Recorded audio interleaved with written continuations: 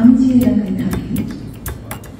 শেখ হাসিনা সরকারের পদত্যাগের ৩ দিন পর গঠিত হয়েছে ১৭ সদস্যের অন্তর্বর্তীকালীন সরকার। শান্তিতে নোবেলজয়ী অর্থনীতিবিদ ডক্টর মোহাম্মদ ইউনূস এ সরকারের প্রধান উপদেষ্টা। এছাড়াও উপদেষ্টা হিসেবে শপথ নিয়েছেন বেসরকারি সংস্থা ব্রতির প্রধান নির্বাহী কর্মকর্তা শারমিন মুর্শিদ। তিনি বাংলাদেশ সহ বিশ্বের বিভিন্ন দেশে নির্বাচন পর্যবেক্ষণকারী হিসেবে কাজ করেছেন। শেখ হাসিনা সরকারের সময় নির্বাচন ব্যবস্থা সংস্কার ও নানা অনিয়ম নিয়ে কথা বলেছেন তিনি। এরপরও তাকে নিয়ে সাধারণ মানুষের মনে কৌতূহল।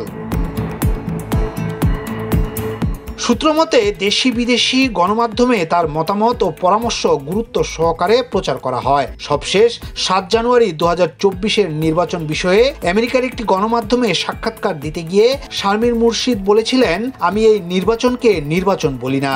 এমন বক্তব্য দেওয়ার পর ব্যাপক আলোচিত হন তিনি।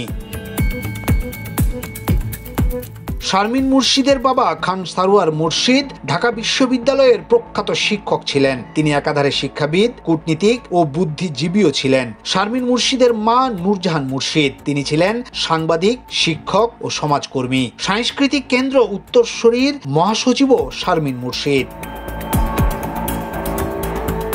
১৯৭১ সালে মুক্তিযুদ্ধের সময় বাংলাদেশ মুক্তি সংগ্রামী শিল্পী সংস্থার সদস্য ছিলেন শারমিন মুর্শিদ। এই সাংস্কৃতিক দল শরণার্থী শিবির সহ বিভিন্ন মুক্তাঞ্চলে যেত।